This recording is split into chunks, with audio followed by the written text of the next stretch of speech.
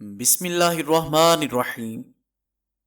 ناظرین کرام، جب تک لوگوں سے میری امیدیں وابستہ رہیں تب تک میں اذیت میں ہی رہا، مگر جب میں نے اپنی امیدوں کو اللہ پاک سے وابستہ کر لیا تو پھر اس نے مجھے نا امید نہ رہنے دیا۔ اس نے پھر وہاں سے عطا کیا جہاں سے مجھے امید کے ذریعے بھی نظر نہیں آتے تھے۔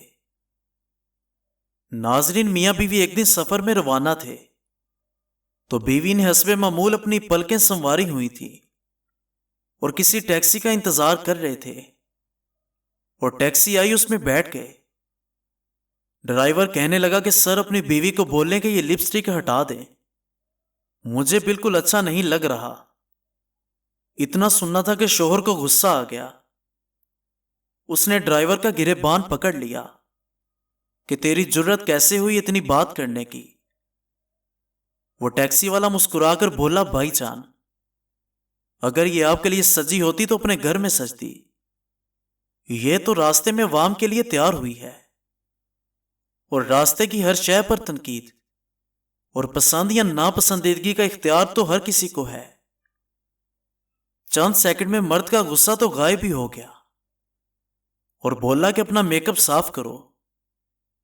ناظرین کرام، شاید یہ بات ایک من گھڑت ہو اور اس میں سچائی نہ ہو، مگر اس معاشرے میں واقعی عورتیں اپنے مرد کے لیے کم اور باہر کے لوگوں کے لیے زیادہ تیار ہوتی ہیں۔ کسی فنکشن میں جانا ہو تو گھنٹوں لگا دیتی ہیں، مگر شوہر جب گھر آتا ہے تو شوہر کے لیے بالکل تیار نہیں ہوتی۔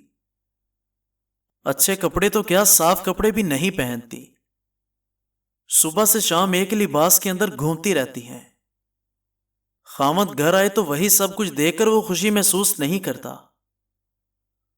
ہمارے مذہب میں دور جاہلیت جیسا تیار ہو کر باہر نکلنا منع کیا گیا ہے۔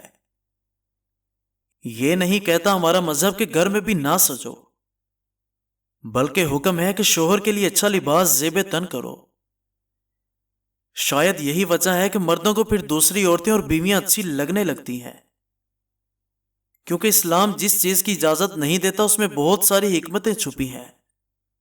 خواتین ضرور غور کریں۔ بزرگ فرماتے ہیں، بیٹا عورت پسند آ جائے، اس کو حاصل کرنے کے لیے اس سے اچھے اخلاق سے پیش آؤ اور اسے دیکھ کر نظریں جھکا لو، اور سچی محبت یہی ہے کہ اس کے ہاں نکاح کا پیغام بھیجو۔